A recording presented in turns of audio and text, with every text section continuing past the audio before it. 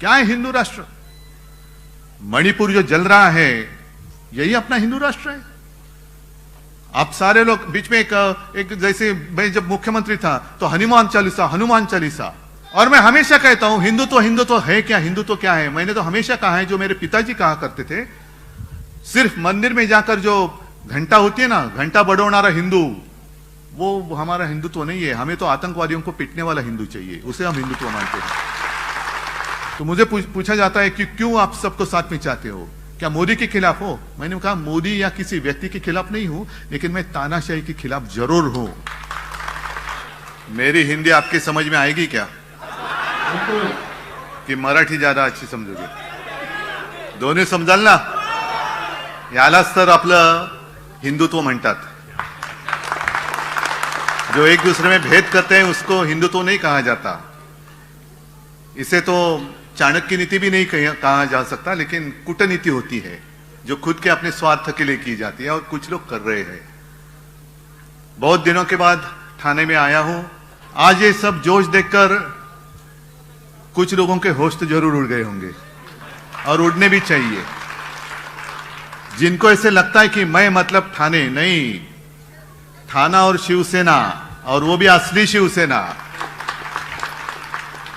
असली इसलिए मैंने शब्द का उपयोग किया, अभी मार्केट में चाइनीज माल भी आता है।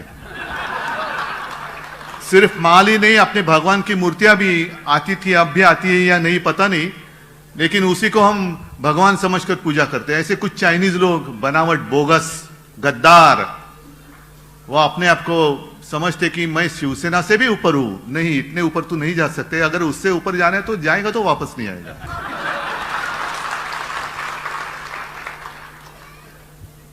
राजन और राजन के सारे साथी, आप भी मेरे सामने बैठे हैं, कट्टर शिवसैनिक है। ठीक है, ये हमारी इम्तिहान है, परीक्षा है। चुनौती तो आती रहती है, लेकिन मैं चुनौती को कभी चुनौती नहीं मानता। चुनौती को मैं भी एक अपॉर्चुनिटी मानता हूं। आप सब बोलेंगे अरे ये तो क्या, इसका होश ठिकाने पे है क्या, इतनी चुनौती है तो भी ये आसानी से कह रहा हूं। बिल्कुल, परीक्षा तब भी होती है जब कठिन समय आता है। जो भी लड़ने के वक्त साथ रहते हैं वही असली साथी होते हैं, वही असली सैनिक रहते हैं, जैसे आप मेरे सामने बैठे थे। कुछ भी कोई भी देने, जो बात आपने कही ना, 50 खोके 50 खोके एकदम ओके। अरे जिस सरकार का जन्म ही खोके में से हुआ है तो वो क्या हमें न्याय दे दे? शिवसेना ने और उद्धव ठाकरे ने उत्तर भारतीयों के लिए क्या किया बताओ आप? अगर मैंने कुछ किया नहीं होता तो आप यहां आते क्यों? और जो भी प्रश्न या सवाल पूछने वाले हैं उसका उत्तर तो आप उत्तर भारतीय ही उसका उत्तर देंगे। मैंने कभी मेरे भी आवाज सुनाई दी, मैंने भी मुख्यमंत्री पद की शपथ ली थी, और उसमें संविधान के आधार पर मैंने ली थी, और उसमें मैंने कहा था ये शपथ कि मैं किसी के साथ भेदभाव नहीं करूंगा, भेद नहीं करूंगा। आपस में लड़ाई क्यों करनी है? हाँ, यहां जो कुछ मैं कर सकता था कोरोना के समय में मैंने बिल्कुल किया, और इसलिए मैं हमेशा कहता हूं ये मेरा सौभाग्य है जो और किसी के नसीब में नहीं है। महाराष्ट्र की जनता मुझे अपने एक परिवार का सदस्य मानती है, मेरा सौभाग्य है। और इसमें सारे लोग आए, हिंदू तो ही है, क्या आप लोग हिंदू नहीं है? अच्छा, हिंदुत्व की बात करें तो हिंदुत्व का मतलब क्या है? मैं कांग्रेस के साथ गया, हाँ गया खुलेआम गया। आधी रात में जाकर चोरी छुपे मीटिंग नहीं की। पहले एक सवाल मैं उनसे पूछना चाहता हूं कि हमें कांग्रेस के साथ जाने के लिए मजबूर किसने किया? बीजेपी के साथ तो हम थे ही 25 साल, 50 साल, 30 साल, शायद दुनिया के इतिहास में एकमेव गठबंधन होगा इतने साल से एक फेविकॉल से भी ज्यादा मजबूत से ज्यादा मजबूत जोड़ था हिंदुत्व के लिए। तो वो जोड़ वो किसने तोड़ा? पहले बीजेपी ने तोड़ा।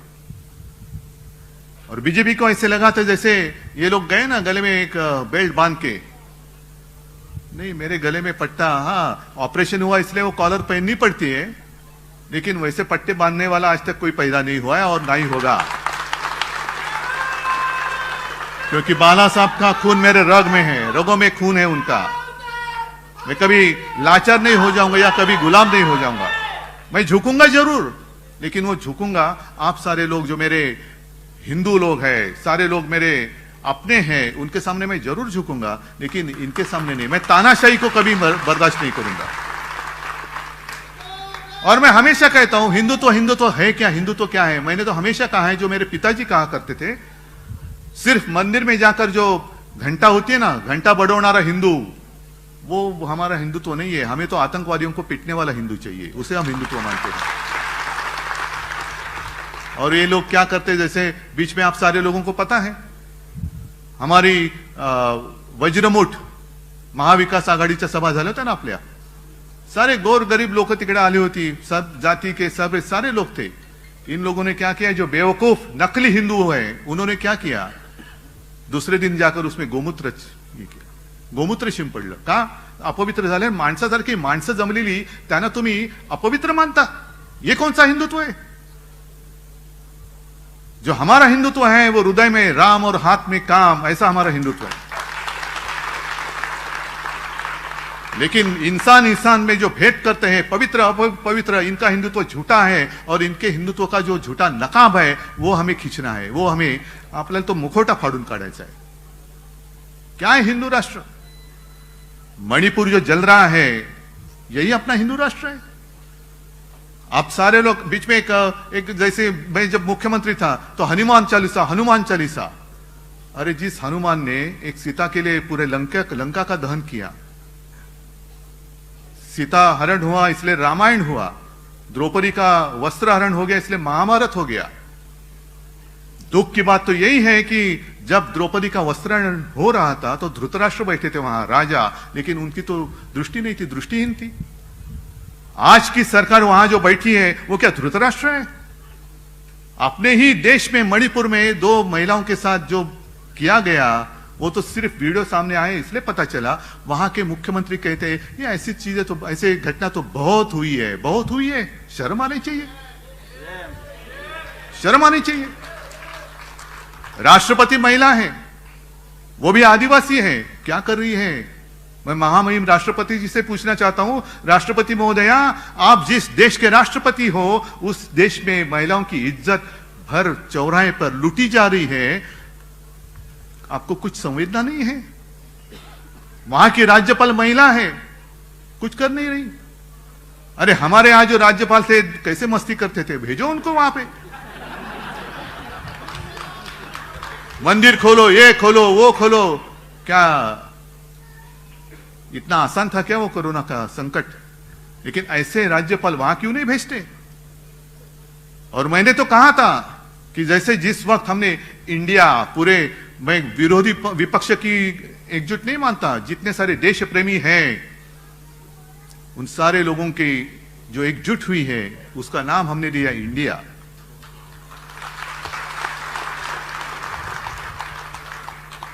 तो इंडिया की भी आलोचना हमारे प्रधानमंत्री जी ने की, उसकी तुलना उन्होंने इंडियन मुजाहिदीन।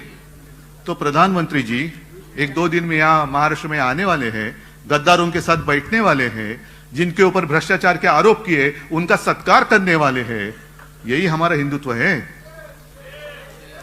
तो मैं प्रधानमंत्री जी से पूछना चाहता हूं, जब भी आप विदेश जाते हो तो प्राइम मिनिस्टर ऑफ इंडिया, एक देश की शान की बात होती है। अरे अपने देश का प्रधानमंत्री देखो, कौन है बाद में, लेकिन देश का है।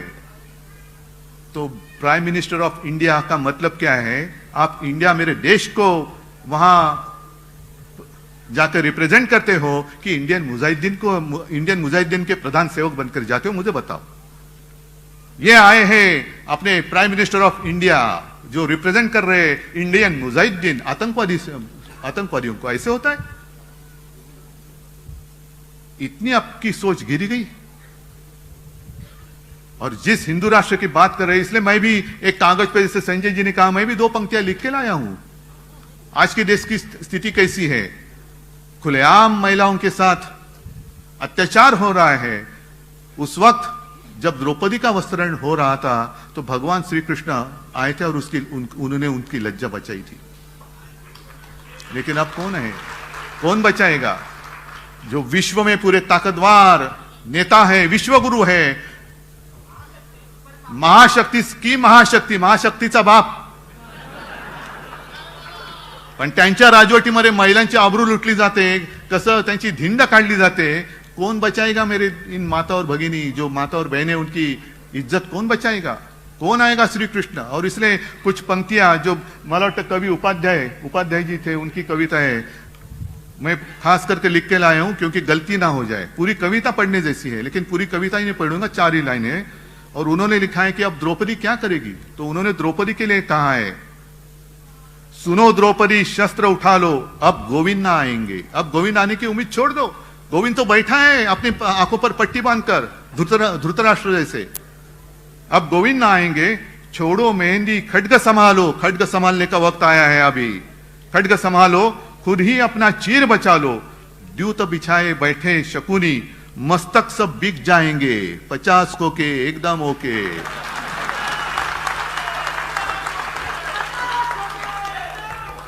मस्तक सब बिक जाएंगे. सुनो द्रौपदी शस्त्र उठा लो, अब गोविंद ना आएंगे. क्या यही हमारा हिंदू राष्ट्र और यही हमारे हिंदू राष्ट्र की कल्पना है. राम मंदिर बनेगा खास कर उत्तर भारतीयों के लिए या हिंदुओं के लिए बनेगा, लेकिन किसने बनाया वो. मोदी जी ने नहीं बनाया, कोर्ट के फैसले ने बनाया है. वो जब बाबरी गिराई गई थी तो ये सारे बीजेपी के लोग, सारे, मैंने मेरे भाषण में कहा है कि ये सारे जितने सारे चूहे हैं ना, त्या चुह्यांच्या बिळामध्ये घुसले होते भाजपवाले. सब चूहे बाहर आए थे. तो एक पत्रकार ने चूहे को पूछा, अरे क्यों भाई, आप आपके घर में नहीं, क्यों नहीं. अरे क्या करूं, वो बीजेपी वाले घुसे, बाबरी गिर गई ना, बाबरी गिराई गई तो ये सब लोग भाग गए. तेव्हा उंदराच्या बिळात लपणारे तुम्ही, जेव्हा मैं गया था वहां अयोध्या में, सारे लोग थे, राजन भी थे, संजय भी, और आप में से भी कई सारे लोग होंगे. मैं गया था, मुख्यमंत्री होने से पहले गया था, और उस वक्त मैंने मांग की थी कि एक कानून बनाओ और राम मंदिर बनाओ. एक कानून बनाओ, स्पेशल कानून बनाओ. जैसे अभी कानून उन्होंने बनाया है, दिल्ली की जितने सारे अधिकार है दिल्ली सरकार के, वो उन्होंने छीन लिए हैं. तो वैसे कानून बनाओ और राम मंदिर बनाओ. राम मंदिर के लिए कानून नहीं बनाया, जनतंत्र को खत्म करने के लिए कानून बनाया, जो अभी पारित होने जा रहा है आपके लोकसभा और राज्यसभा में मंजूर होने के लिए. तो कहां गई आपकी हिम्मत, क्यों नहीं कर रहे हिम्मत. मणिपुर भी मैंने कहा ना कि वहां शांति करनी है तो भेजो ना ईडी, इनकम टैक्स सीबीआई को भेज दो, वापस आते ही के देखो. और शायद एक बात हो सकती है, अमित शाह जी एक बार जाके आए, दोबारा भेजो. जितने सारे वहां के जो लोग हैं दंगा फसाद करने वाले, सारे बीजेपी में ले लो, मणिपुर शांत हो जाएगा. क्यों, ये तो नीति चल रही है. जो मैंने बात की कि 2-3 दिन में 1 तारीख को शायद प्रधानमंत्री जी आ रहे हैं, मंच पे कौन होगा, आप फोटो देखो, एक अनोखी तस्वीर होगी. अगल बगल में कौन है, मैं भ्रष्टाचार को खत्म करूंगा. करो ना, करो. लेकिन जिनके ऊपर आपने आरोप लगाए 70,000 करोड़ के भ्रष्टाचार के, उन्हीं को लेकर आपने महाराष्ट्र की सरकार, जो शिवसेना तोड़कर आपने बनाई थी, मजबूत थी, तो भी और मजबूत करने के लिए उनको तोडा. क्यों, और कोई मिला नहीं आपको, और कोई मिला नाही. म्हणजे असं काय आहे का की चिखल उगवायला दुसरीकडे असला तो मळ आणि भाजपाला आला की कमळ, का कमळ फुलवाला तुम्हाला मळ लागतोय. सगळे भ्रष्टाचारी दिखा, तू भ्रष्टाचार कर रहा है, आजा आजा मेरी गाड़ी में बैठ जा. भ्रष्टाचार की गाड़ी चल रही है, तेज बुलेट ट्रेन चल रही है, भ्रष्टाचार की गाड़ी. अरे भारतीय जनता पार्टी, अब नाम लेने के लिए शर्म आनी चाहिए. ये तो भ्रष्ट जनता की पार्टी हो गई है, भ्रष्ट जनता पार्टी. क्या आपका शासन है कहां. और अभी कैसे होता है कि जब भी चुनाव आते हैं तो इनको सारे पुराने साथी याद आते हैं. जिस वक्त अपनी मीटिंग चल रही थी इंडिया की, तब उनको याद आ गया, अरे अपना भी ऐसा कुछ था ना. तो किसी ने बताया, हाँ था ना, क्या नाम था उसका, एनडीए. हाँ, तो चलो एनडीए की मीटिंग बुलाओ. एनडीए में कितने सारे लोग बैठे थे, सब आधे अधूरे. नहीं, आधे अधूरे इसलिए कहा कि मैं भी 2 मीटिंग के लिए गया था, पूरी शिवसेना मेरे साथ, मैं आज भी पूरी शिवसेना मेरे साथ ही है. लेकिन अब आप इतने ताकतवर हो गए तो भी आपको ऐसे तोड़ मरोड़ कर पार्टी मजबूत करने की क्या जरूरी है? मतलब आप में आत्मविश्वास नहीं है। आपको पता चला है कि 2024 के बाद आपकी सत्ता टिकने वाली नहीं है। मेरे जनता की जितने सारे देश प्रेमी लोग हैं वो इकट्ठा आकर एक साथ आकर आपको सत्ता से दूर करेंगे। क्या हमारा गुनाह क्या है? इंडिया का आपने संबंध आतंकवादियों से जोड़ा, तो क्या मैं आतंकवादी हूं? इतने सारे मेरे भाषण सुनने के लिए आए सारे आतंकवादी हैं जो आपके साथ थे? ममता दीदी थी, नीतीश कुमार थे, सारे लोग क्या आतंकवादी है? आपने ऐसा कौन सा ठेका लिया है कि सिर्फ आप ही देश प्रेमी हैं और हम देशद्रोही? नहीं, देश मतलब आप नहीं है, देश मतलब मेरे सर्वसामान्य जो लोग हैं ना, वो है देश। यही हमारा देश है और इसलिए हम भी भारत माता का पूजन करते हैं। भारत माता सिर्फ आपकी नहीं है, भारत माता हम सबकी है। अरे इन लोगों का तो भारत माता के वक्त, उस वक्त आजादी के संघर्ष में कोई लेना देना नहीं था, दूर दूर से नहीं था। अब जो हक जता रहे ये हमारा है, नहीं। इसलिए मैं कहता हूं कि अपने देश से ऊंचा कोई भी होना नहीं चाहिए। मेरा देश सबके ऊपर, मेरा देश सबसे ऊंचा है, उसके ऊपर कोई भी होने दो, नहीं उसके नीचे। तो देश का वासी है, नीचे नीचे। देश से ऊपर उठकर देश की पहचान किसी व्यक्ति की पहचान से जुड़नी नहीं चाहिए। मेरे देश की पहचान देश कर ही रहनी चाहिए। अगर हम बाहर जाते, आप कहां से आए? मैं भारत से आया हूं, हाँ हिंदुस्तान से आया हूं, इंडिया से आया हूं। लेकिन हमारे यहाँ के गद्दार वहां कहीं गए थे तो उनको पूछा, ऐसे वही कहते एकदम सीना तान कर कहते, किसी ने उनको पूछा आप कहां से आए हो? तो उन्होंने कहा मैं इंडिया से आया हूं। अच्छा, मोदी के देश से? हाँ। अरे मोदी का देश? क्या इन गरीब लोगों का देश नहीं है? गरीब लोगों का देश नहीं है? ये देश मेरे गरीब लोगों का है, देश की जनता का ये देश है।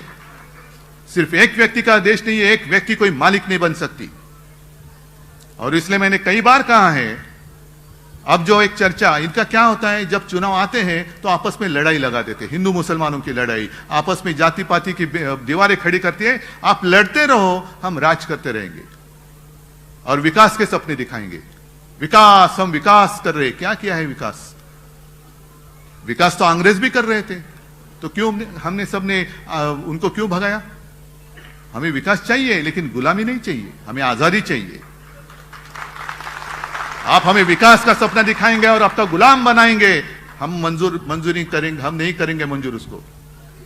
हम नहीं गुलाम होंगे, हमें विकास करना है और हमारे देश की जनता काबिल है अपना विकास करने के लिए। और आते जाते किसी ने मुझे एक कार्टून बताया, विकास की बात कर रहे हैं ना, तो एक कार्टून बताया कि एक श्रीमान जी थे, वो अखबार लेकर खुशी में अखबार पढ़ रहे हैं, तो उनकी श्रीमती जी उनको कहते कि अजी सुनिए, ये जो तस्वीर देख रहे हैं ना, ये चांद्रयान जो आपने भेजा है अपने देश ने, उसने भेजी हुई तस्वीर नहीं, ये तो हमारे शहर का रास्ता है उसकी तस्वीर है। इतने गड्ढे पड़ गए हैं, इतने गड्ढे हैं, इधर गिरे, इतने गड्ढे हैं कि चांद पे जाने की जरूरत ही नहीं है। यहीं पे समझ में आती है कि चांद में कैसे होगा सब। और ये सब झूठी बातें, इससे अभी हमें जागते रहते सबको जगाना चाहिए। उत्तर भारतीय, आप मुझे बताओ क्या किया है हमने आपके साथ ऐसा सुलूक कि आप जो एक साथ थे आज भी हैं, तो आप अचानक थोड़े से दूर चले गए, क्यों? जो फिल्म में बताया गया है ये सच्चाई है। और उस वक्त कई सारे, मतलब एसटी से हमने सारे लोगों को अपने अपने राज्य में भेजा था, उनके राज्य की सीमाओं तक पहुंचाया था। मैं तो केंद्र सरकार के साथ बात कर रहा था कि हमें ट्रेन दे दो, उसका जो भी किराया है मैं दे दूंगा, मैं मतलब सरकार दे देगी, नहीं। और लाखों लोग जो मजदूर थे वो आ गए सड़क पर, वो जहां भी गए उनका हमने एक कैंप लगाया, डॉक्टर दिए, उनके खाने की तजवीज की, सब सारी बातें की और उनको सही सलामत उनके घर पे भेज दिया। और उस वक्त आपने देखा गंगा की क्या हालत थी, वहां अंत्य विधि भी कैसे, कुछ किसी ने किया भी नहीं, ऐसे खुलेआम मैदान में जल रही है चिता, कौन किसका क्या कोई किसी को पता नहीं, लेकिन जल रही है चिता, जल रही है चिताएं जल रही है। ऐसी विटंबना महाराष्ट्र में मैंने एक डेड बॉडी के साथ भी नहीं होने दी। और कभी मैंने झूठापन किया नहीं, एक आंकड़ा भी, एक भी मौत मैंने कभी छुपाई नहीं। जो है सच्चाई को छुपाओ मत, सच्चाई आज नहीं तो कल सबके सामने आ जाएगी। और इन लोगों ने क्या किया, थाली बजाओ, गो करोना गो, ढोल पिटो, एक मराठीत म्हणतात ना बेडूक उड्या मार, कोलांट्या उड्या मार तर करोना जाईल। अरे कसा जाईल करोना? मंदिर खोलो, ये खोलो, वो खोलो, क्या खोलो? और मेरी आलोचना की जाती है, माझे कुटुंब माझी जबाबदारी, हे फक्त कुटुंबापुरतेच आहे। हां बिल्कुल, मेरा परिवार मेरी जिम्मेदारी है, सब मेरा परिवार है, पूरा महाराष्ट्र मेरा परिवार है, जिम्मेदारी मेरी है। और मेरे परिवार की जिम्मेदारी मैं लेता हूं, पता नहीं आपके परिवार की जिम्मेदारी को और लेता होगा तो मुझे नहीं मालूम, लेकिन ये मेरा परिवार है, महाराष्ट्र मेरा परिवार है और उसकी जिम्मेदारी मेरी है, मैं हूं। और इसीलिए सारे लोग जो मुझे अपने परिवार का सदस्य मानते हैं, ऐसे नहीं मानते, एक रिश्ता जुड़ा है मेरा इनसे, एक रिश्ता जुड़ा है। आज आप लोग सारे इतने उत्साह में हैं, लेकिन ध्यान में रखो, क्योंकि आज तक मैंने अनुभव किया है। हम कहते हैं कि कभी वार्ड में किसी को पूछते हैं, अरे इसका ये जो एरिया इसका क्या, साहब यहाँ थोड़ा मुश्किल है क्योंकि यहाँ उत्तर भारतीयों की बस्ती है। और बीजेपी क्या करती है, आरएसएस क्या करती है? उत्तर भारतीय मतलब कहां से है? उत्तर प्रदेश से है, बिहार से है, झारखंड से है, और कहां से है? फिर जैसे आपण मराठीत बोलतो ना, घाटावरचा, घाटाखालचा, विदर्भातला, मराठवाड्यातला, फिर ठाकुर है, यादव है, गांव कौन से गांव का, फिर उसके उस बस्ती में वो बस्ती देखते कहां से आए हुए लोग हैं और वहां से किसी को लाकर आपके बस्ती में छोड़ देते हैं। और जो आपके साथ आपके गांव की बात करेगा, आपकी भाषा में बात करेगा, तो आप बड़े खुश हो जाते हैं, अरे मेरे मायके से कोई आया है, कैसे हो भैया, अरे वाह सब ठीक। और जब वोटिंग का समय खत्म होता है, वो भाई सब गायब। फिर दूसरे दिन से उसके बाद में शिवसेना और हम, आप और हम दोनों एक दूसरे के साथ हैं। लेकिन ये आते हैं, आपको चुनाव के वक्त गुमराह करते हैं, उनकी राह बराबर वो माप लेते हैं और आपको छोड़ देते हैं। इतने सारे अब जब आएंगे तो उनको पूछो कि कोरोना के संकट में आप कहां थे, कोरोना के संकट में आप कहां थे, क्या किया आपने हमारे लिए? मैंने कहा ना, मैंने जो कुछ किया आपका अनुभव है, मुझे कुछ बताने की जरूरत नहीं है, आपका अनुभव ही बोल देगा। लेकिन मैं आपसे अपेक्षा करता हूं कि आप लोग बोलेंगे मेरी ओर से कि अरे आप यहां आने की जरूरत नहीं है, हम उद्धव जी के साथ है, उद्धव ठाकरे के साथ है, उन्होंने हमारे लिए काम किया। और अब तो जंग शुरू हो गया है। आने वाले दिनों में ध्यान में रखो कि हमें लड़ाने की पूरी कोशिश करेंगे, क्या उसको आप कामयाब होने देंगे? आपका भरोसा जो 24 घंटे आपके साथ रहता है, भले आप आपके घर से दूर आए हो, लेकिन क्या ये आपका दूसरा घर नहीं है? आपको यहां घर जैसी कुछ ऐसी बात नहीं लगती? तो जैसे वो आपका अपना घर है, वैसे आप आए हो साथ में मिलकर जो हिंदुत्व कहते हैं, उस हिंदुत्व की एकजुट हमें बताने की जरूरत है। उसी को तो कहते हैं वज्रमुठ। और आप लोग अगर साथ में आएंगे तो मुझे पूछा जाता है कि क्यों आप सबको साथ में चाहते हो, क्या मोदी के खिलाफ हो? मैंने कहा मोदी या किसी व्यक्ति के खिलाफ नहीं हूं, लेकिन मैं तानाशाही के खिलाफ जरूर हूं। मैं नहीं देखना चाहता जो मेरी भारत माता है उसके हाथ और पैर में इनकी श्रृंखला फिर से एक बार पड़े। नहीं, किसी की गुलाम, मैं मेरे भारत माता को किसकी गुलाम नहीं बनने दूंगा। यही कसम हमें आज लेकर जाना है। क्योंकि उस वक्त पहले तो मुगल आते थे, आया करते थे। मुगल मतलब अपने देश के बाहर के लोग, बाबर वगैरह सब, इसलिए तो बाबरी मस्जिद गिराई। फिर अंग्रेज आ गए, 150 साल चले गए, जनरेशन पीढ़ियां चली गई, फिर भी लड़ते रहे और बाद में आखिर वो दिन आ गया, अंग्रेजों को भी जाना पड़ा।